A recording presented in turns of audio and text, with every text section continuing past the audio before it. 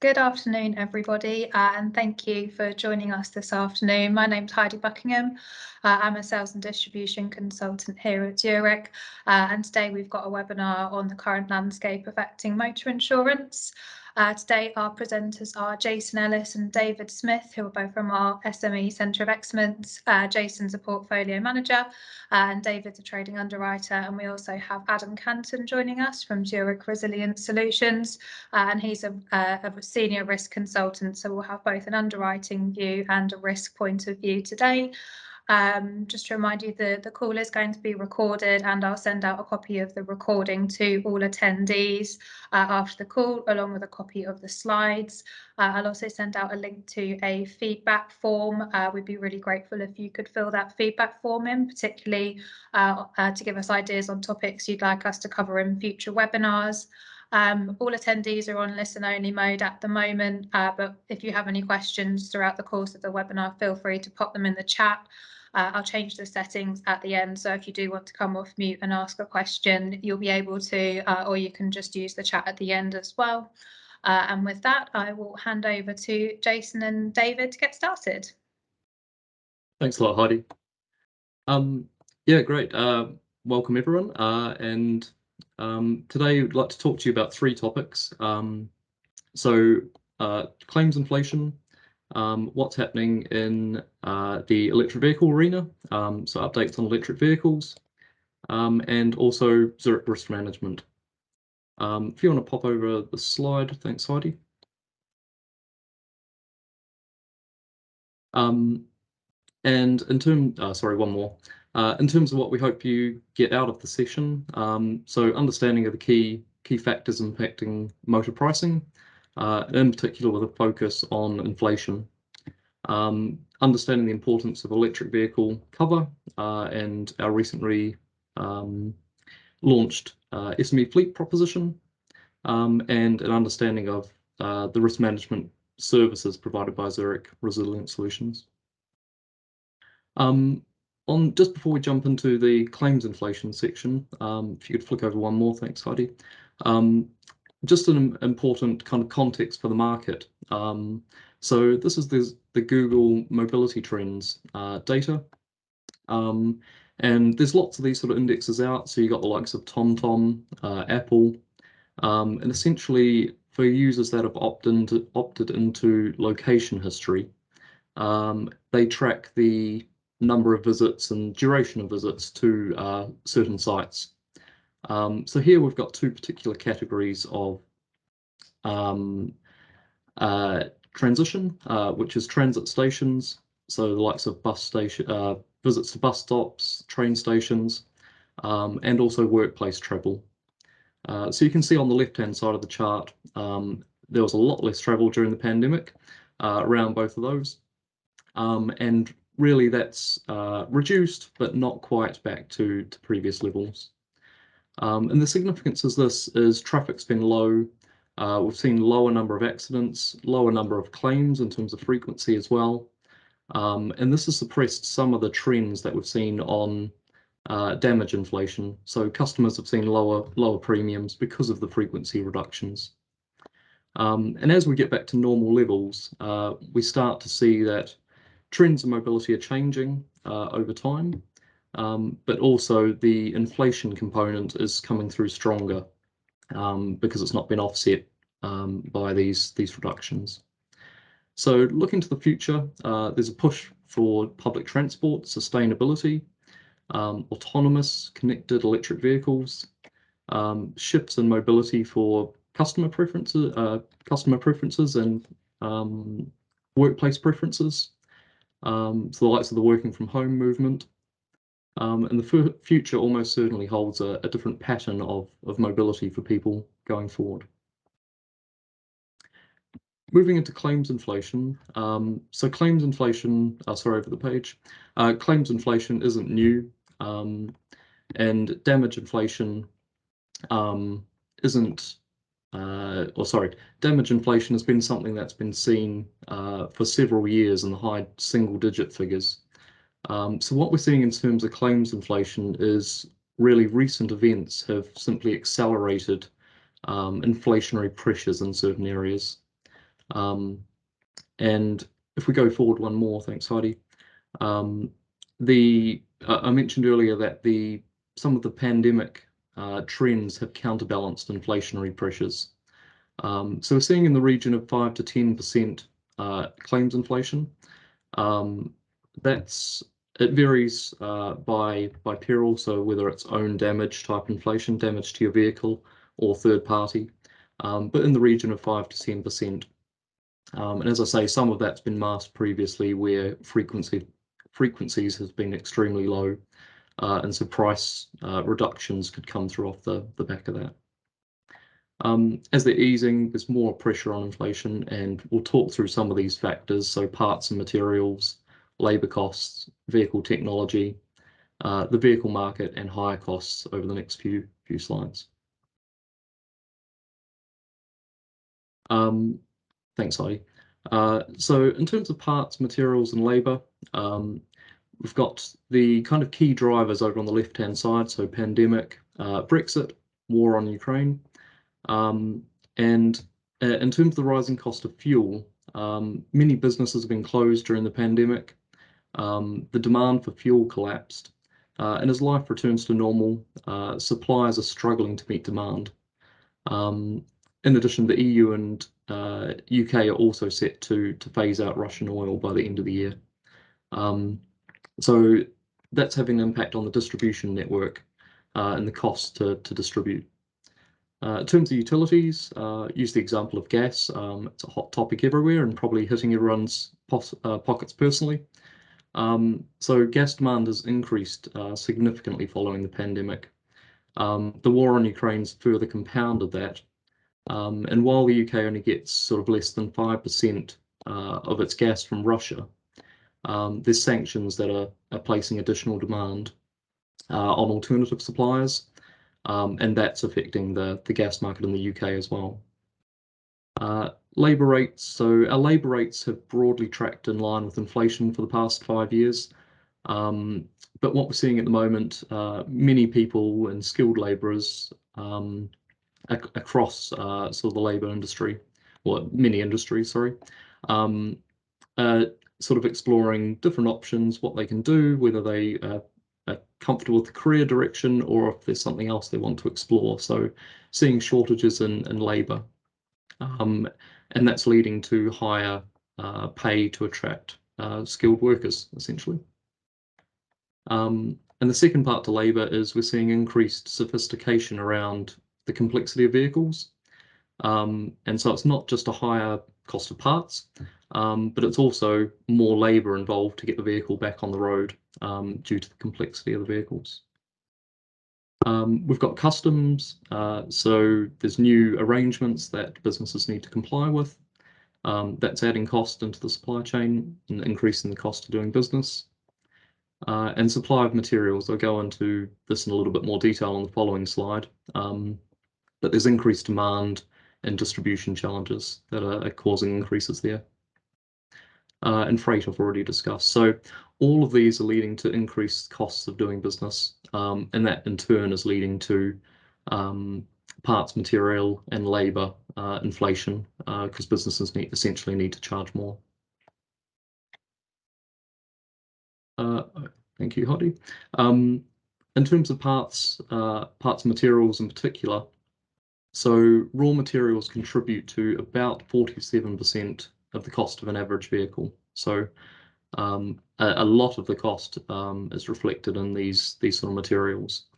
And what this is just intended to give a bit of an indication of sort of the inflation that we've seen in some of these over the past couple of years. And you can see that although this doesn't directly correspond to sort of repair costs, it's certainly a good indication of the raw materials are going up, the costs to repair are going up as well.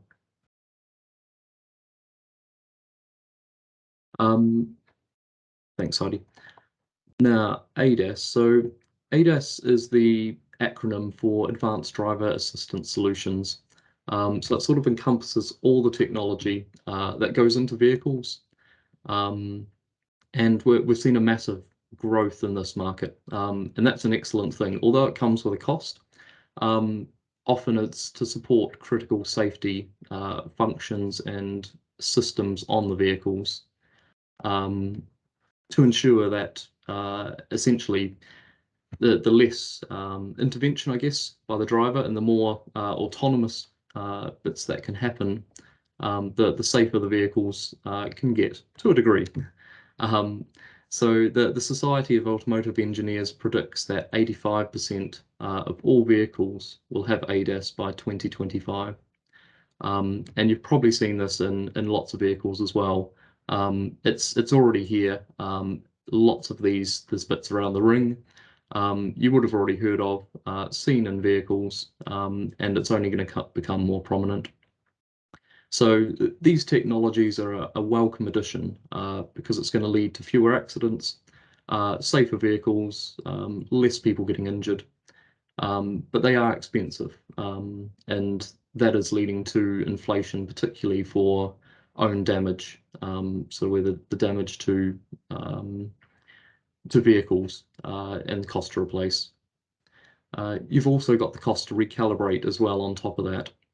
And some of these additional pressures and costs through the technology that's added to vehicles come through. So Thatcham have provided a couple of comparisons of a Ford Focus where a windscreen replacement is now about 125% more expensive than the equivalent model without the ADAS features. So there's sort of significant cost creep there.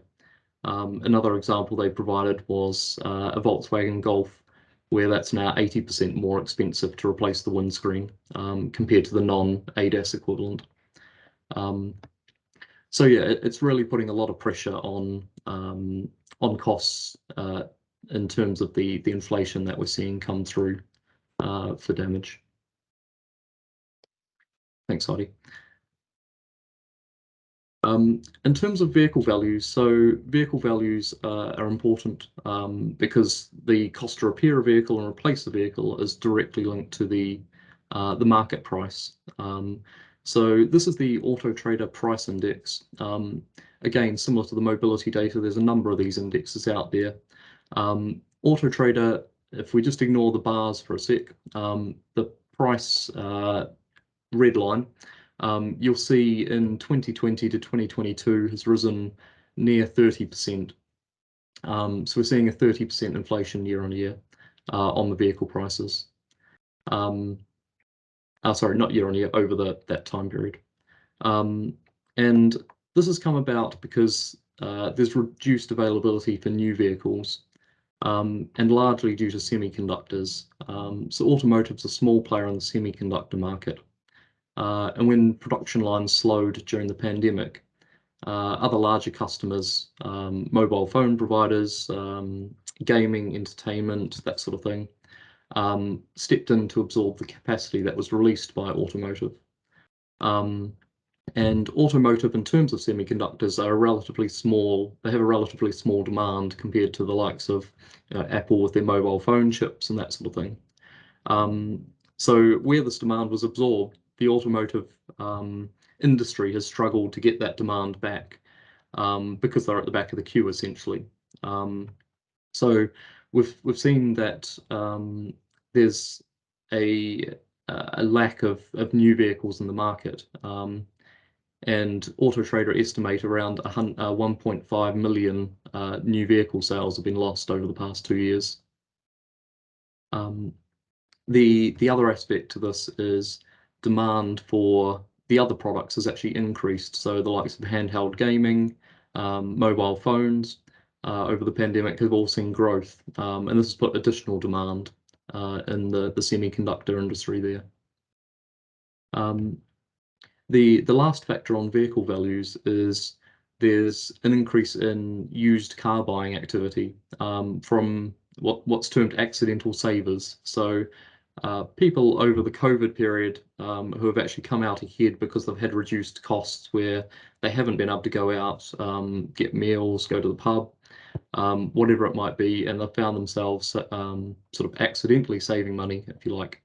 And with that, had the option to consider whether they want to buy a second-hand used car or a new car. So we're seeing additional demand in the second-hand market as well, which has led to higher vehicle prices. Thanks, Heidi. And the last factor I wanted to take you through today was the credit hire costs. So credit hire, so temporary replacement vehicles are provided usually by credit hire organisations in the event of a non-fault accident. But due to the backlog being faced in garages, many customers might not be able to get their hands on courtesy cars, and they might turn to credit hire organisations to get a vehicle courtesy car. With the demand for new vehicles that's increased, as I mentioned earlier, many hire companies might not have or have reduced fleet sizes, meaning that there's more competitive rates in the market because of the reduced demand. And also the factors in the left-hand box there, so the pandemic, Brexit, war on Ukraine, social trends of people, has all led to supply chain disruption. That's affecting the body shop industry, excuse me. In terms of the time taken to book a vehicle in, so often see that they can't take the vehicle right away, so there's an increase in lead time to actually take the vehicle. But not only that, also an increase in repair time as well. So DA Beechcroft are estimating around a 5-day increase in hire time in terms of the credit hire, and that's leading to increased claims inflation. Hopefully, we'll see some of these trends ease as things return a bit to normal. But I think it's probably clear to everyone that some of these trends are sort of here to stay. Some of them will go on for maybe longer than expected. And if recent years have sort of taught us anything, it's how unpredictable things can become. So yeah, I'll leave you with those thoughts sort of around the current and future trends. So parts and material, labour costs, vehicle technology, vehicle market, and the credit hire and hire costs. And with that, I'll pass you over to David to update you about electric vehicles. Afternoon, everybody. Yeah, I'm going to quickly talk about electric vehicles and how Zurich views them. Heidi, if you could go to the next slide, please. This slide here is just to give you a quick overview on the number of new vehicle registrations that are on the road at the moment, and the different vehicle types that they are. As you can see, that up until 2017, there wasn't really an increase in electric vehicles, but from 2017 onwards, the number of new vehicles for electric has increased sharply. Compare that to the number of private cars that are, number of vehicles that are on there that are for diesel and petrol. They've reduced quite significantly. Just looking at the slide on the right hand side, the electric vehicles are approximately 15% of the total number of new registrations that are on the road. That roughly equates to about 750,000 that are on the road at this moment in time that were registered in 2021. At this moment in time, there's approximately 41 million vehicles that are registered to be used on the road.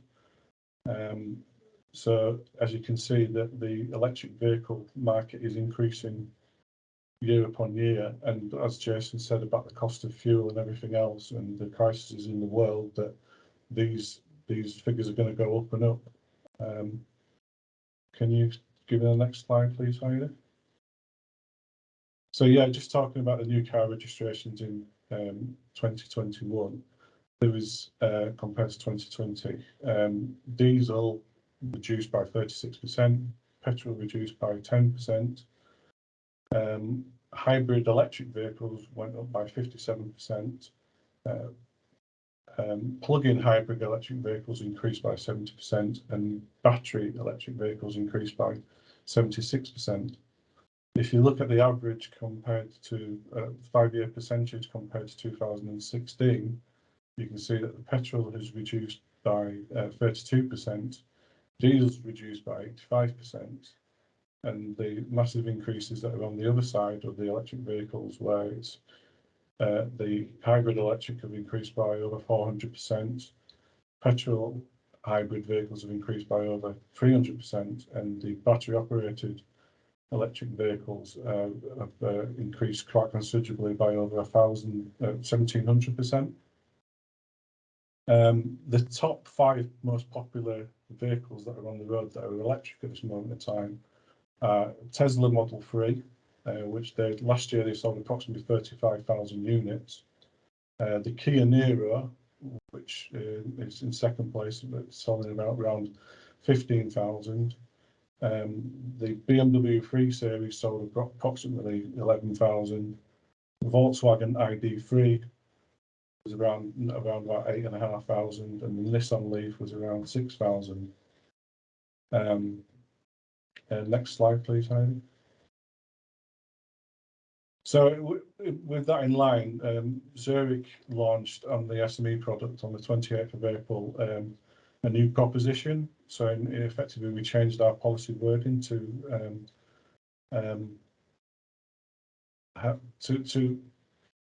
fall in line with the rest of the marketplace. So what we've decided to do, or what we did do, should I say, was refresh our policy wording.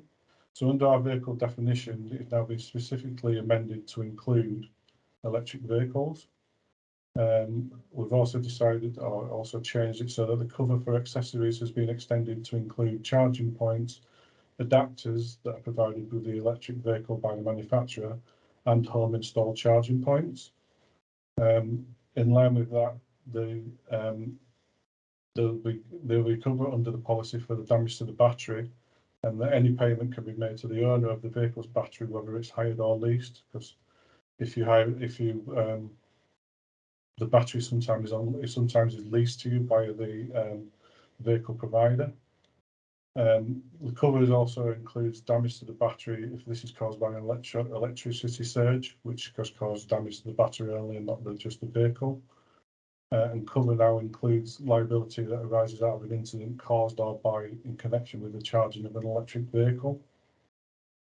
We also will provide like-for-like replacement electric vehicles as standard should your electric vehicle suffer damage and require repair, whereas before it was whatever was available, whichever vehicle was available, and sometimes this had issues. So we've brought in a like-for-like replacement service, which hopefully will help the client.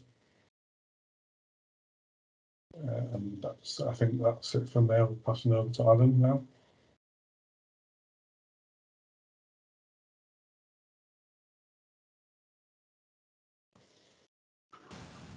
Thank you, David.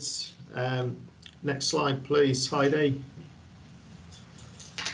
Thank you. Good afternoon, everybody. My name's Adam Canton. I'm a senior motor risk consultant within Zurich Resilient Solutions, and I've got the pleasure of presenting to you today a brief overview of Zurich Resilient Solutions, and focusing more specifically on our motor fleet risk engineering proposition. And I'm going to be talking about some of the consultancy services that we provide and some of our partner solutions. If you've got any questions, then as Heidi said earlier on, if you just please pop them in the chat and we can pick them up at the end of the session. Next slide, please.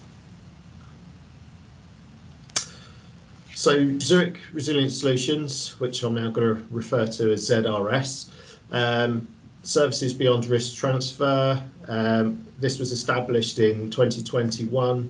It's a dedicated risk management service provided by Zurich. It was set up to create the rapidly changing landscape in the risk world. You think about developing areas such as cyber, climate change, sustainability, and the demand from our customers for more comprehensive risk management services. So this is why ZRS was set up. So we use a holistic approach to risk management. So we look at all the different aspects that impact upon a risk. We don't just take a sticking plaster approach. And our aim is to help organisations build resilience. So when we talk about resilience, there are two words for me that spring to mind.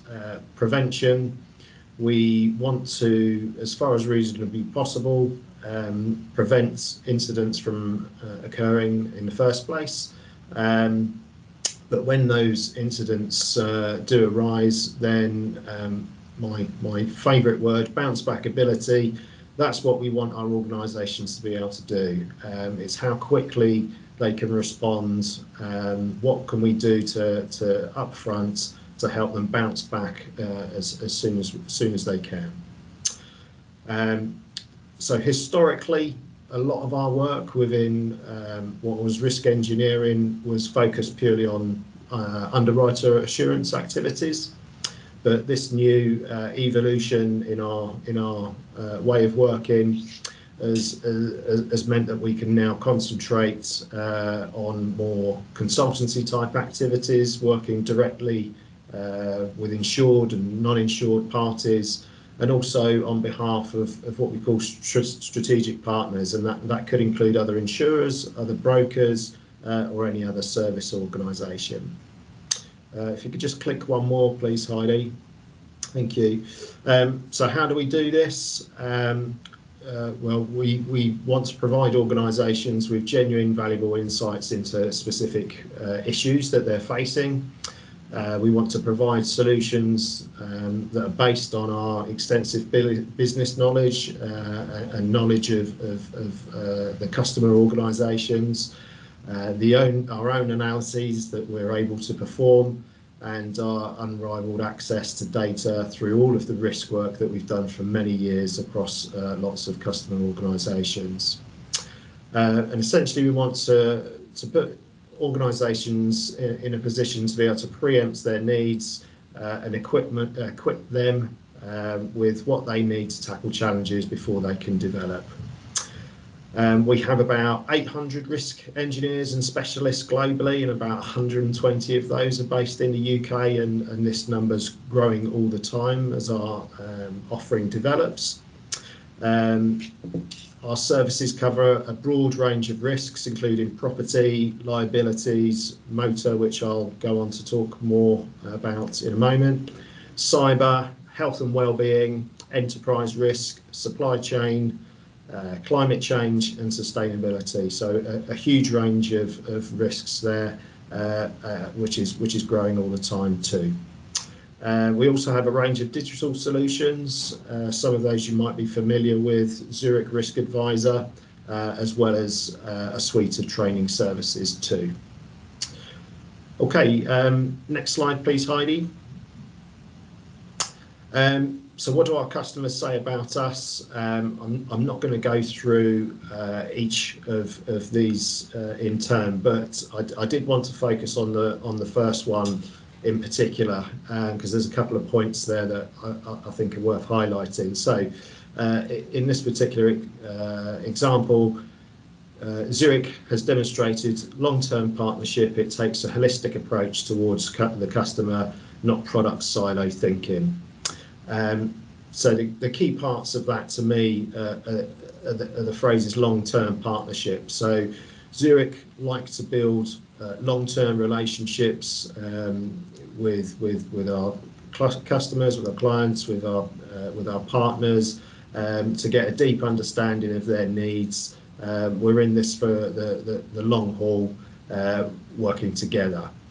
The holistic approach in this context, for me, what does that mean? Well, it means that Zurich Resilient Solutions, along with our partners in the claims teams, the underwriting teams, and other internal business partners that we have, we can all serve multiple lines of business, various different types of risks, both on a national, on an international scale, and that collective approach enables us to provide best-in-class services to our customers.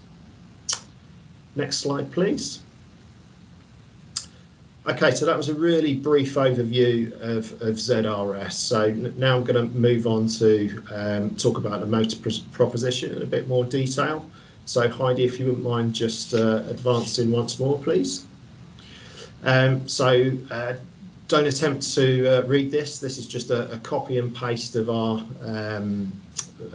proposition fact sheet, and what I'll do is I'll ensure that there's a copy of this sent out along with the slide deck after the webinar. But just to highlight on this particular point, and then I'm going to go into the consultancy and partner solutions in a little bit more detail. Within our UK team, we have 4 motor risk consultants, and our expertise ranges from work-related road risk management to driver behaviour, through to in-vehicle technology and the development of road safety programs and driver education programs. So a really diverse range of expertise. We work across all business areas, so across commercial, insurance, municipal, retail, a range of small national fleets through to large multinational fleets. So we're able to cover all of these things within our services. So yeah, if you can move on, please, Heidi. Thank you. So the first element that I'd like to sort of bring to your attention is a free offering available to all of our customers, and it's our Fleet Safety Health Check. So this is an online self-assessment tool which is hosted on one of our websites. There's a hyperlink on this page, so when you get the slide deck, you'll be able to go through to that and have a look. This particular thing is useful for small fleets or fleets that have a limited risk management budget. So they can go onto this tool, they can answer some straightforward questions in 10 to 15 minutes, and they get some risk management advice back on their motor fleet. They get a simple report emailed back to them. That's not shared with Zurich. That just goes straight back to the person completing the assessment. However, we do say that if a customer then wants some more detailed advice or some support on the areas that's picked up, then of course we're here to help and provide support. Next slide, please. So our motor fleet risk assessment is our flagship product. This is the sort of bread and butter of what we do within the motor risk team. A lot of the underwriter assurance work that we conduct is based around this assessment, but this is also something that we offer as a pure consultancy piece to customers. So simply, it's an analysis of the inherent exposures faced by an organisation's fleet operation against the policies and procedures they have in place to manage those risks. It's quite broad and in-depth. It cuts across the driver, the journeys they're making, the vehicles they're using, and how they how they manage incidents. We look at what's good, we look at what's not so good, and that allows us to give some insight back to the customer and some tailored risk reduction recommendations, which we can also link to some of the other solutions, be they partner or otherwise, that we can introduce them to. And all of that is contained in a report that we provide to the customer. That session can be delivered on site or virtually via MS Teams, so it's quite flexible. Next slide, please. So Grey Fleet Review, this is a new product that we've released recently. There's been quite a shift in the amount of grey fleet usage, and this has been introduced to reflect that. What we're tending to see, what tends to be out there, is that a lot of company car fleets, for example, are wrapping up, or people are opting out, so they might be taking cash and doing their own thing. Yeah, we're finding that perhaps some organisations are losing control of managing those drivers. And of course, as I'm sure you know, an employer has the same duty of care over grey fleet drivers as it does to their fleet drivers, regardless of whether they provide the vehicle or not. They still have that duty of care. So we're seeing an increase in this area, and that's why we've introduced this. And it works in a similar way to the motor fleet risk assessment. We go through various aspects with the stakeholders on the customer side, and then at the end of the exercise we provide a report with our advice in there as well. And again, that can be delivered either on site or virtually via MS Teams. Next slide, please. So I'll briefly explain our partner solutions, and all of the solutions that we provide via our partners are at discounted rates to our customers. So I'll start with e-driving. So we've had a long-standing relationship with e-driving over many years. Their latest product to market, which we endorse, is a smartphone-based driver risk management app. The package includes driving license checking. It monitors the driving style of the individual, so it monitors things like harsh braking, acceleration, and phone use as well, which is an enormous problem these days. Based upon what the device, the smartphone app, is tracking, it deploys targeted training modules directly to the driver's smartphone. So it's a really neat solution. Doesn't need any installation. It just simply download it from App Store or the Play Store, and away we go. In the background, there's a full management dashboard available to line managers or fleet managers, and they can get an overview of how their fleet's performing, and coaching tools for any conversations that they need with drivers, for example. A neat feature of this particular solution, which has proven very popular, is the personal SOS and crash detection functions. These, in the event of, will trigger an emergency response by a 24/7 manned operating service. So in effect, the personal SOS is like a lone worker solution. So if an individual is out on their own and for any reason feels uncomfortable with the situation they're in or threatened, then they can access some support, and similarly with the crash detection, working on the accelerometers and things in the smartphone, it's able to detect a crash and will deploy an appropriate emergency response. So with e-driving, we have tailored a package that's unique to us, so it's not available anywhere else in the marketplace. So that's a positive plus point. Moving on to Lightfoot.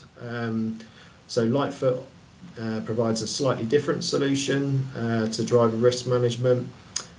Essentially, it's an in-vehicle device that provides visual and audible nudges to the drivers to improve their driving style, and it works on the principle of rewarding drivers for better driving. So within the driver app, they have access to a driver lottery. They're able to win gifts and rewards, all within HMRC limits, but essentially it encourages them to drive better, and the better they drive, the more chance they have to win these things. So it's a really great way of approaching, in a slightly different way, improving your driver risk management. It has proven fuel saving benefits, CO2 reduction benefits, and of course ultimately collision reductions. So a great solution, tackling things in a different way to the Mentor app. And lastly, on this slide, Drive Tech. So DriveTech offer a range of solutions, including online assessments, e-learnings, on-road coaching and workshops, suitable for all types of fleets, cars, light vans, passenger carrying vehicles, HGVs. They do all of the CPC training. So they have a great offering, and they have a big focus at the moment on electric vehicles. So supporting customers transitioning into electric vehicles and getting the most out of those electric vehicles, and of course driving safely as well. Next slide, please. So lastly from me, in addition to what we've gone through today, we also produce risk insights or white papers on various topics. So there's a couple of examples on the screen there, vulnerable road users and electric vehicle charging being a couple of examples of what we do. And we produce those documents fairly regularly on different areas of risk, and we push those out to customers. Additionally, we'll also do webinars like today, and we'll also sit in on customer, driver and road safety working groups to support them as and when needed too. So yes, next slide please. So just before I hand back, just to say that was a quick whistle-stop tour through ZRS and the motor risk proposition. If you do have any questions on that, feel free to contact me directly or your usual Zurich representative. Thank you. Brilliant. Thank you, Jason, David and Adam. It was a really interesting session. I will now open up to any questions in the chat, and I'll just change the settings so you can come off mute and ask the question if you did want to.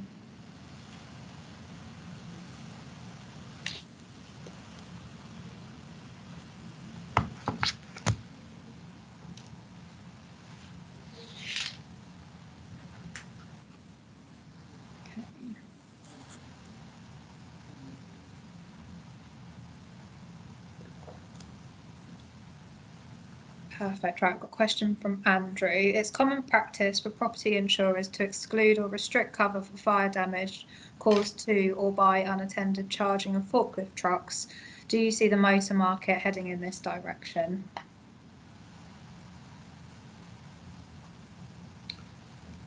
That's an interesting one. Does anybody want to answer that from an underwriting perspective?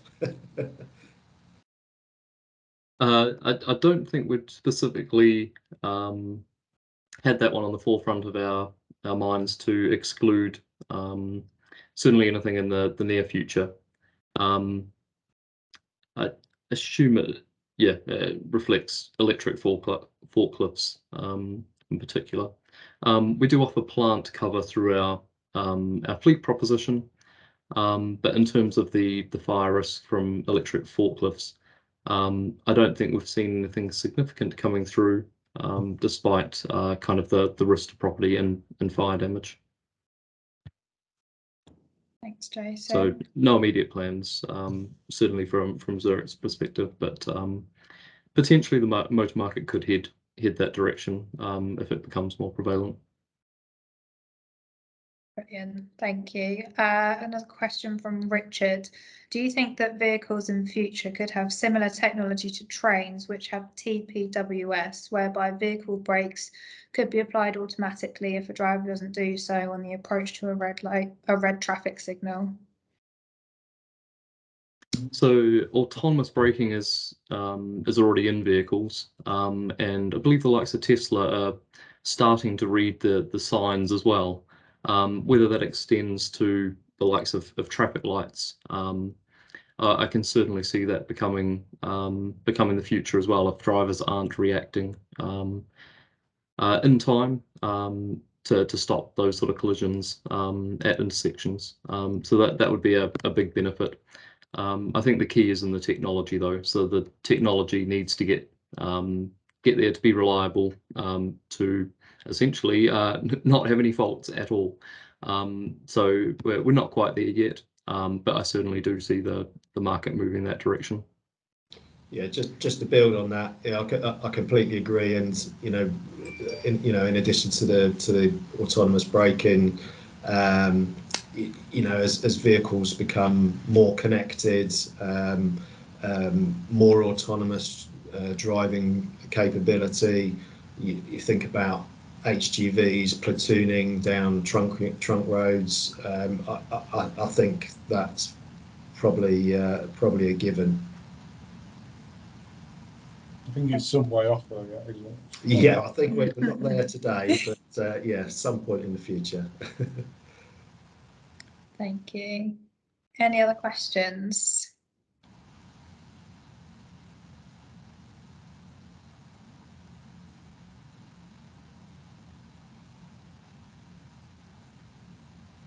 We must have answered everybody's questions. We must have done a really good job.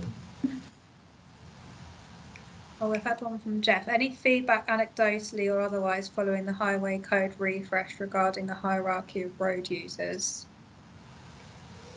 So I'll kick off on that one, and then if Jason or David has views too. I mean, my own personal opinion on that is I think quite a big deal has been made about the hierarchy, but I think if people were driving courteously and respectfully in the first place, then really there really wasn't much change to now what's in place. I think some of the giving way to pedestrians at junctions is causing a bit of confusion. It's certainly confusing me. But on the whole, I think the hierarchy makes sense. I think if people are driving with courtesy to other road users, it's not a huge change. But yeah, some of the slightly more peculiar aspects, like I say, the giving way to pedestrians at junctions and things like this, yeah, I think that might take a bit of getting used to. I'm not sure that message has got out very clearly to all road users. Thanks, Adam. Another question from Richard. Could battery recycling costs in future have any bearing on EV prices, as concerns already appear to exist as to environmental issues associated with battery recycling, and there will be more of this going forward as batteries have to be replaced? Yeah, certainly. So batteries can often make up over 50% of the cost of electric vehicles. And obviously that has a huge bearing on the price of the electric vehicle. We're seeing that technology starting to trend towards the better ability to recycle the battery. I guess just jumping back a step as well, there's the cost of the battery is actually coming down as the electric vehicle market kind of takes prominence.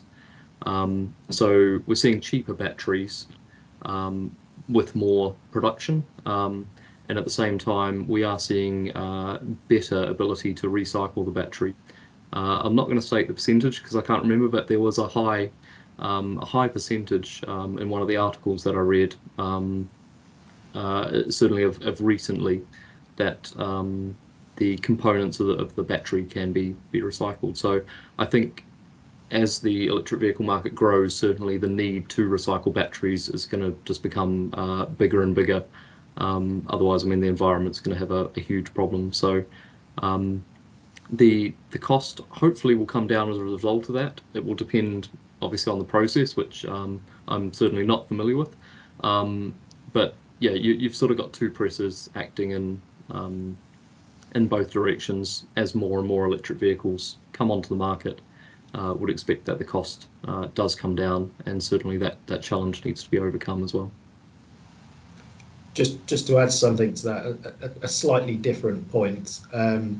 What I'm starting to pick up now in various forums that I've attended is originally I think the fear was that batteries weren't going to last very long, and you'd have to replace them at certain points in a vehicle's life cycle. So what I'm starting to hear now is that certainly the newer battery technologies mean that the batteries are lasting at least as long as the useful life of the rest of the vehicle, if not longer.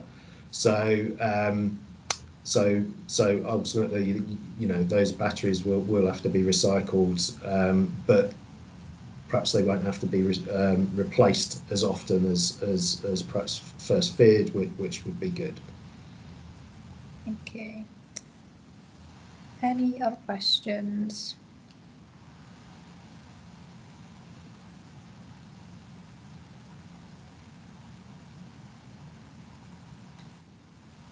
Okay, start wrapping up, and then if any other questions do come in, we can answer them. But thank you very much to everybody for joining today, and a big thank you to Jason, David and Adam for presenting.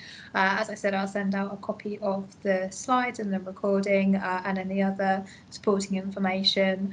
If you do have any other questions, we're more than happy for you to get in touch. And I'd really appreciate it if you could fill out the feedback survey or on future topics you'd like us to cover. And hopefully you'll join us on another webinar in the coming months. So thanks again, everyone, and have a good rest of the day.